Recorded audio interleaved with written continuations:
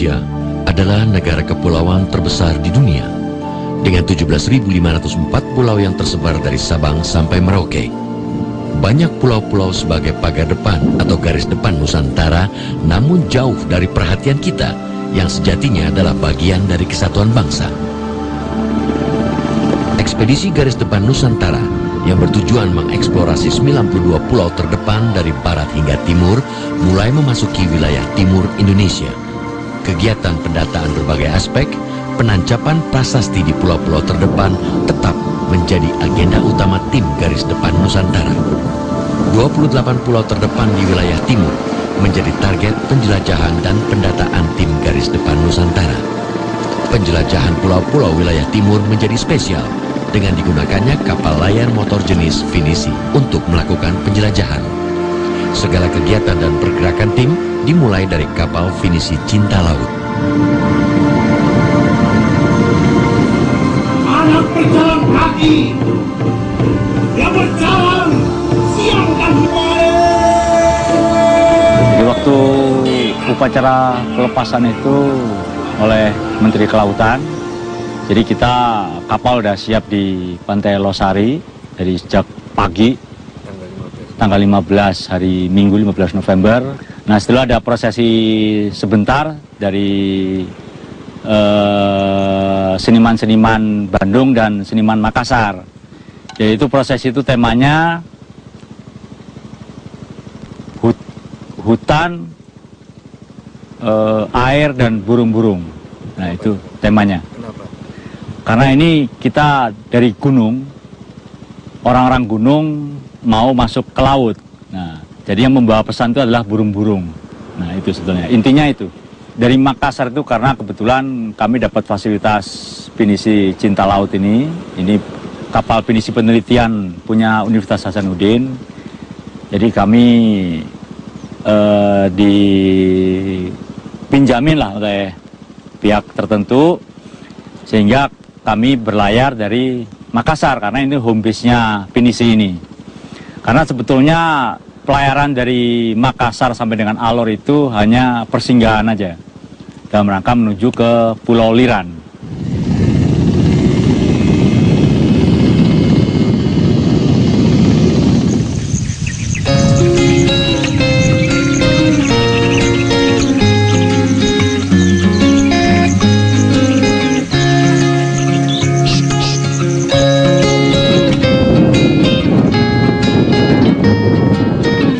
Teluk Benilang kami pilih karena memang dia terletak di pantai utara Pulau Alor. Jadi sebetulnya pelabuhan terbesar di Pulau Alor adalah Kalabahi, tapi terletak di bagian selatan Pulau Alor. Padahal kami melintas di bagian utara. Oleh karena itu kami pilih Benilang di sebelah utara. Dan itu kenapa kami pilih Teluk? Karena memang kita perlu perlindungan dari angin dan cuaca buruk. Sehingga kami selalu tiap-tiap kapal merapat ke pulau-pulau, kami cari teluk yang sekiranya bisa menghalangi kami dari angin dan cuaca buruk.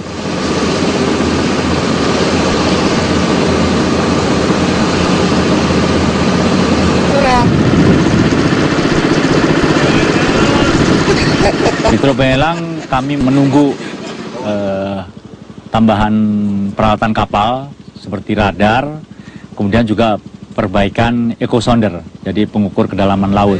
Karena selama perjalanan dari Makassar ke Alor sempat ada kerusakan, sehingga kami perlu datangkan dari Jakarta.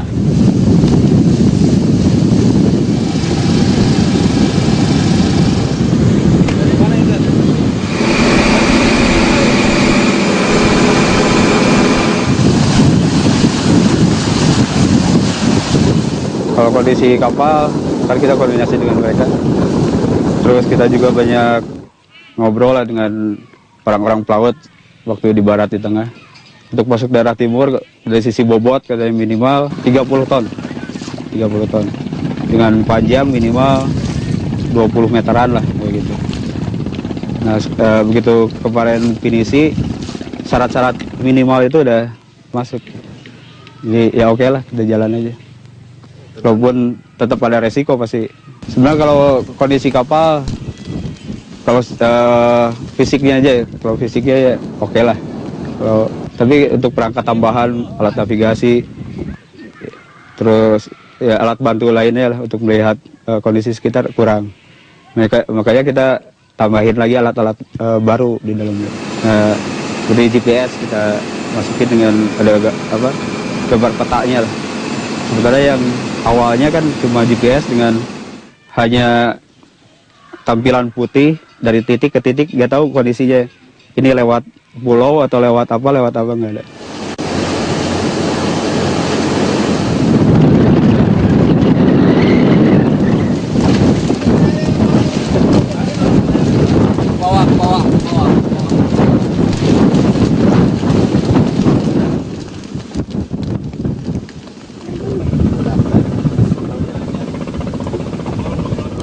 Kita istirahat dulu di sini, berhubung karena itu di sana kan dermaganya nggak ada lampunya, apalagi ini gelap.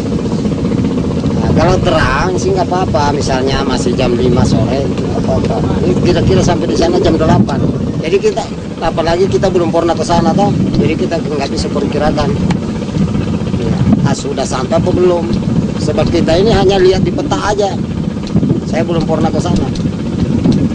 Sebab kita bisa perkirakan itu kalau arus kencang harus kita lawan kalau mau sandar enggak.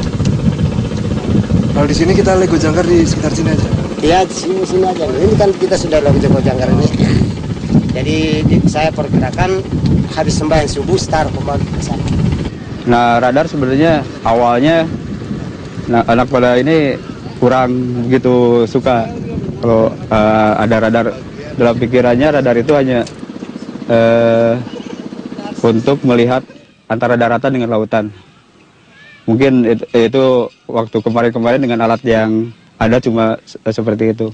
Setelah dijelasin, terus begitu alatnya datang, nyala, ternyata manfaatnya mulai dirasain sama dia.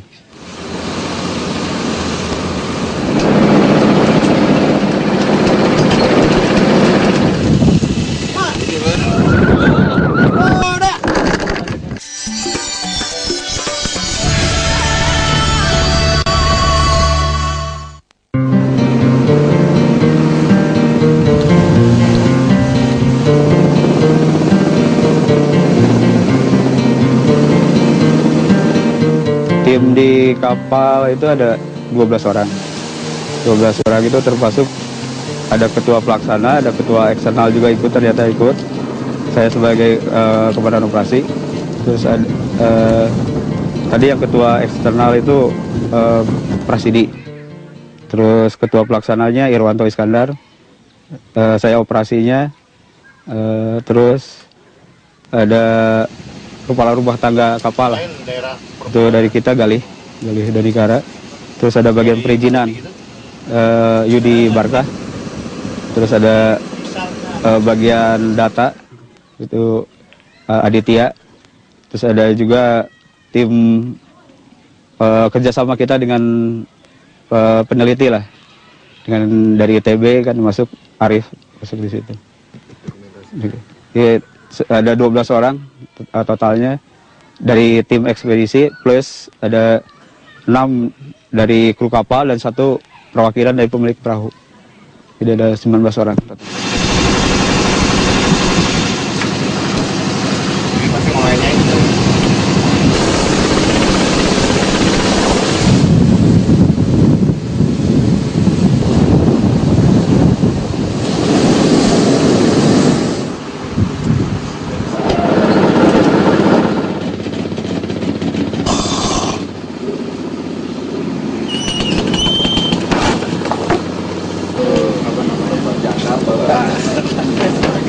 Ada barusan Pak dari Kabupaten.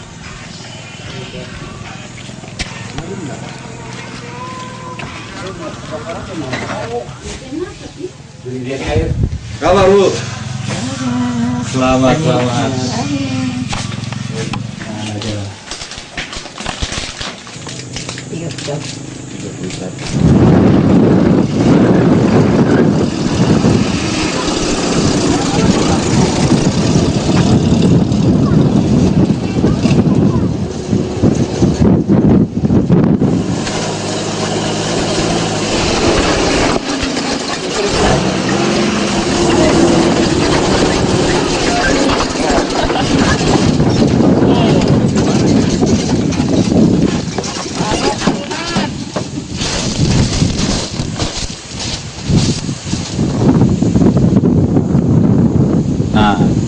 Maritime itu juga sebetulnya hanya persinggahan aja, karena waktu kita mendata Indonesia Tengah, kita sudah mendata di Maritime. Jadi kesempatan singgah itu kami pergunakan untuk mengecek kembali prasasti yang pernah kami tanam. Kemudian juga kita cek lagi peralatan radar dan echo sounder yang kita pasang pada waktu di Teluk Benelang di Alor di Desa Maimol itu.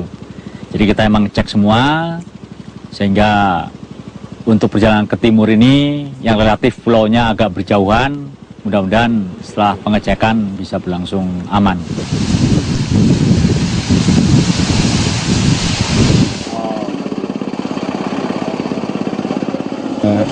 Koordinasi yang kita kerjain sih banyak hal-hal yang berkaitan dengan kondisi kapalnya sendiri, BBM, terus ke air segala macam. Nah itu yang mesti benar-benar ada hubungan yang bagus ya, antara kita dengan pihak kapal.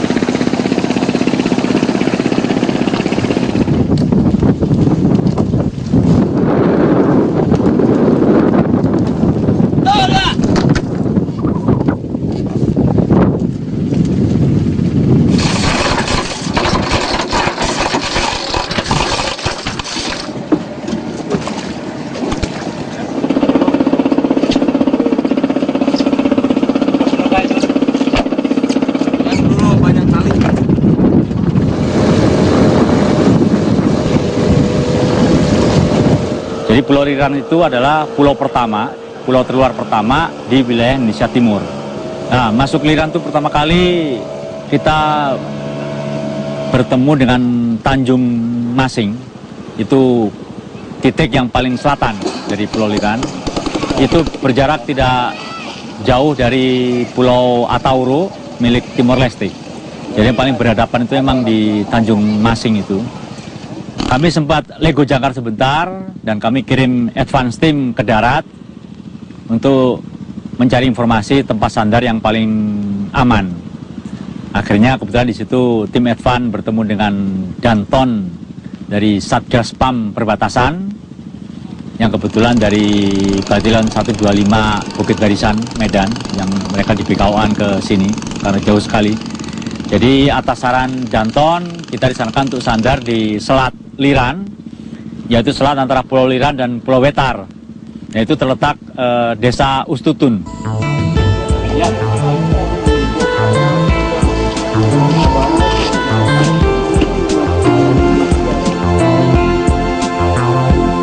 Ini itu lah kayak negarnya. Iya, senikir.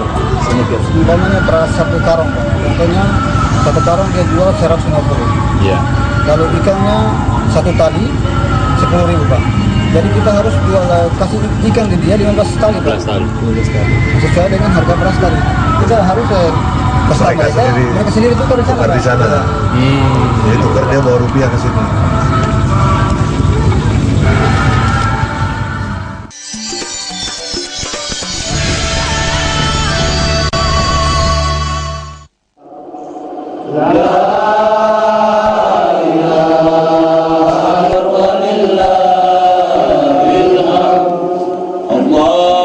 Di Pulau Liran kebetulan sekali ini memang kebetulan pada waktu itu kita datang itu hari Kamis malam. Kebetulan itu malam takbiran. Jadi karena besoknya Idul Korban.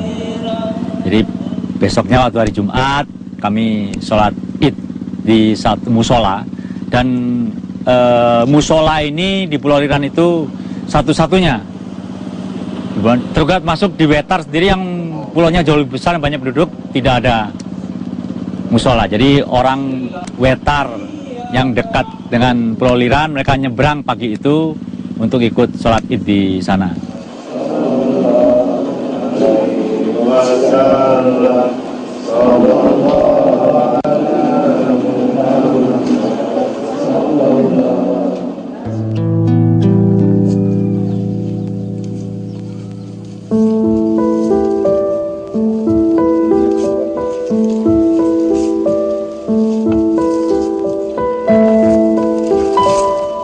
Kalau kehidupan masyarakat di sini, Pak, hanya petani berkebun, Pak. Ya, artinya petani nelayan.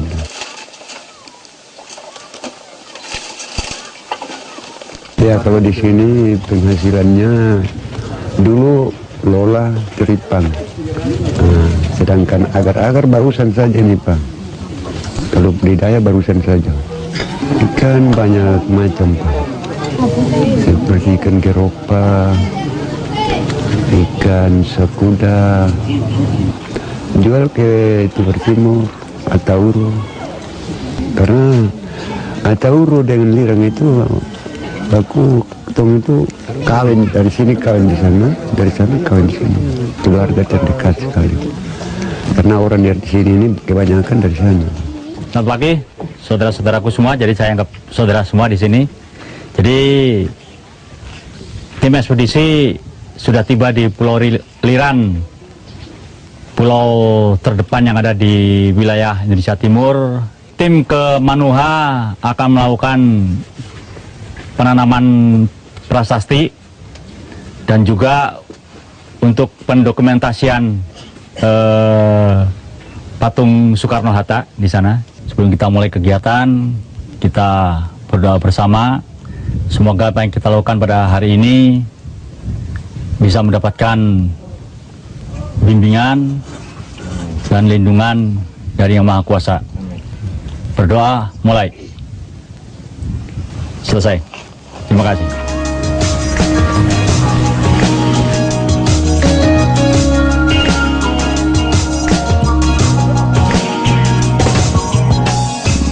Kami bergerak membagi dalam 3 tim.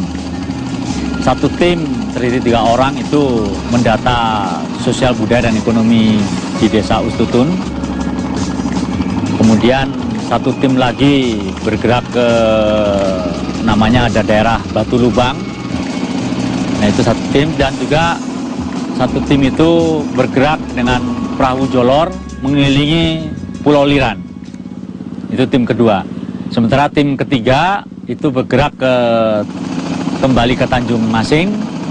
Jadi itu kita pasang penanda untuk prasasti, dan juga kita mendokumentasikan proklamator kita Soekarno-Hatta di Tanjung Masing. Sekaligus tim ini juga mendata dusun Manoha. Jadi di Pulau Liran itu ada satu desa besar namanya Desa Ustutun. Kemudian ada 2 dusun, yaitu Dusun Manoha dan Dusun Uspisera.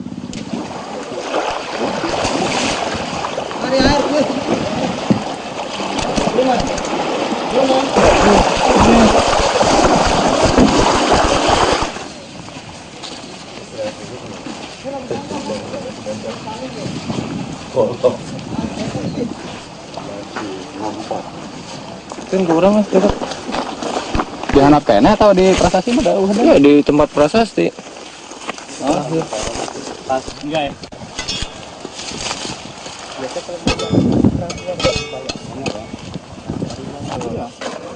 Sama saya aja.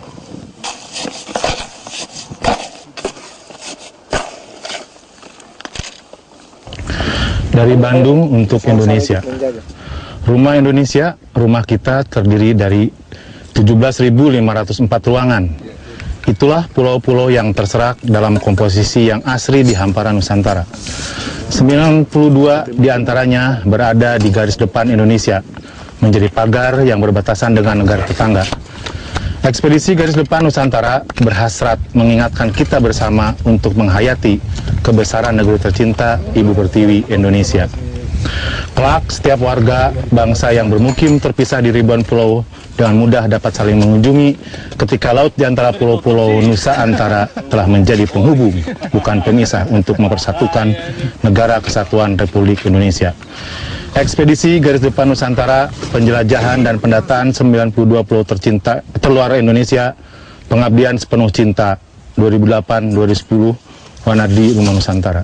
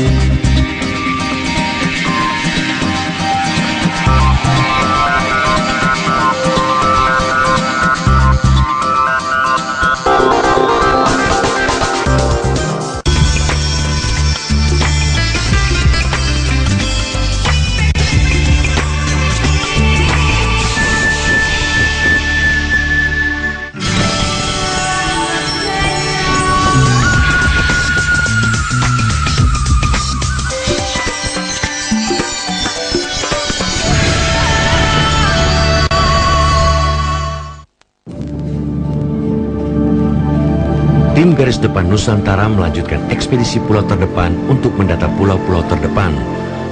Penjelajahan pulau terdepan wilayah timur tetap menggunakan kapal finisi Cinta Laut, memasuki Pulau Wetar dan Pulau Kisar. Tim Garis Depan Nusantara masih menyisir pulau-pulau di wilayah timur dari sisi tenggara. Sebagian besar pulau-pulau di Kabupaten Maluku Barat Daya menjadi pulau yang terdepan. Beberapa di antaranya langsung berbatasan dengan negara tetangga. Dari tempat nun jauh di bagian tenggara Nusantara ini, tim Garis Depan Nusantara menancapkan prasasti dan pendokumentasian patung Soekarno-Hatta untuk simbolisasi. Penjelajahan Pulau Wetar dan Pulau Kisar masih menyisakan banyak kisah.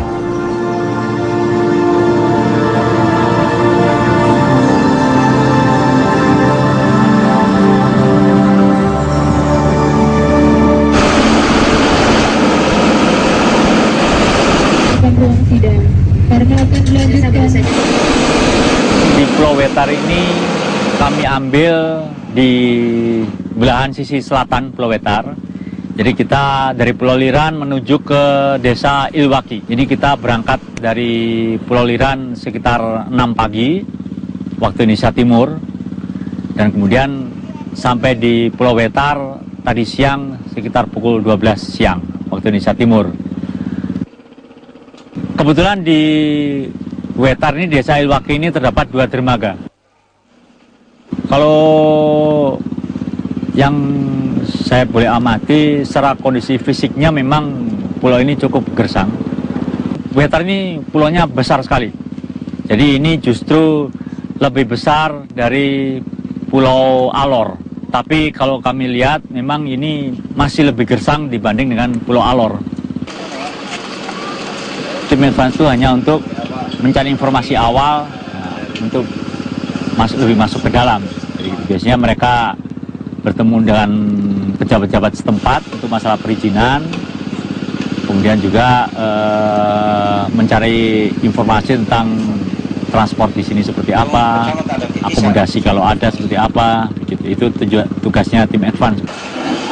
Ini nama-nama desanya ya, Pak? Itu tempat dasar pulau. Ya, mungkin sekitar 10 kilo kan, Pak? 10 kilo ya? Iya. Malam ini tepat 15 hari sejak keberangkatan kita dari Makassar, dari hari Minggu tanggal 15 November. Saya menekankan hanya untuk sebetulnya merefresh kembali apa sebetulnya tujuan kita ke pulau-pulau terdepan. Tadi disebutkan sampai tanggal 29 yang harusnya kita keluar dari Wetar, ternyata ada mulur 3 hari. Itu mulurnya itu pertama waktu kita di Tanah Beru, terus waktu di Maumere, dan di Ben Lelang.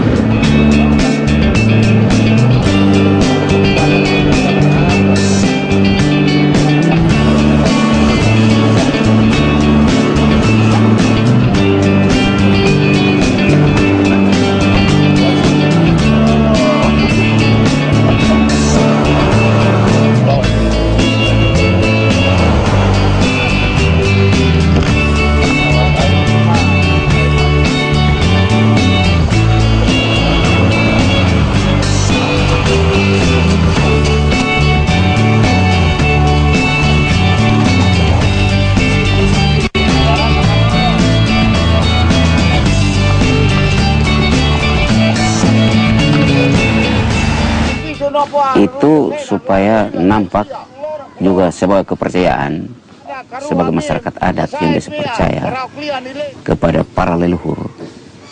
Diberitahukan kepada para leluhur bahwa sejak zamannya para leluhur sampai zamannya kami, baru jalan ini dibangun di Wetar, Pak. Kalau warga Pulau Wetar ini ada terdiri dari 5 suku, Pak. Ada 5 suku, yaitu satu suku Talur.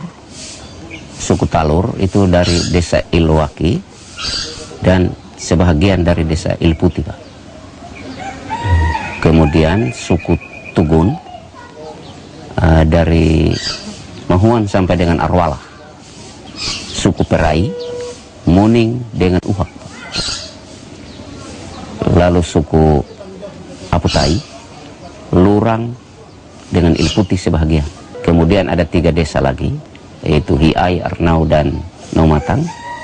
Itu asalnya dari Kisar, Pak, suku Meher dari Pulau Kisar. Sedangkan yang 5 lainnya itu dari Timur Leste dengan Atauru, Pak. Semuanya petani, Pak. Petani kalau hasil ini kopra dengan jambu mete, Pak. Tapi kalau makan utamanya itu padi dengan jagung.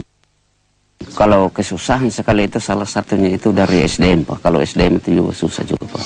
Itu pendidikannya itu sangat kurang, Pak. Paling tamat SD, SMP, SMA juga susah, Pak, apalagi ke perguruan tinggi, Pak. Banyak kali kami usul kepada pemerintah, negara Timur Leste yang sekarang, yang pernah dulu jadi bagian dari Indonesia, itu dia kalau malam-malam dia terang benderang, Pak. Sedangkan Kecamatan Wetar, dia gelap gulita, Pak. Bagaimana kami masyarakat Wetar ini sebagai masyarakat Indonesia, kami bisa angkat ini harga diri bangsa ke forum internasional, salah satunya ke negara Timur Leste. Kalau harapan kami kepada pemerintah itu, kalau bisa daerah kami ini dibangun, supaya kami bisa sama seperti saudara-saudara kami di daerah lain di dalam wilayah negara Republik Indonesia, Pak.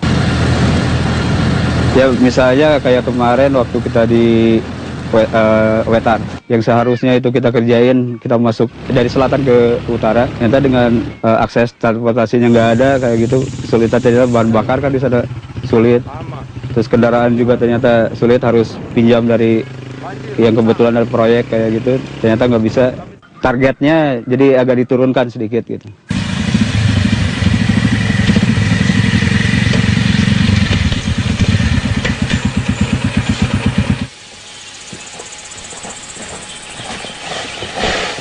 Oh, jatuh. Masih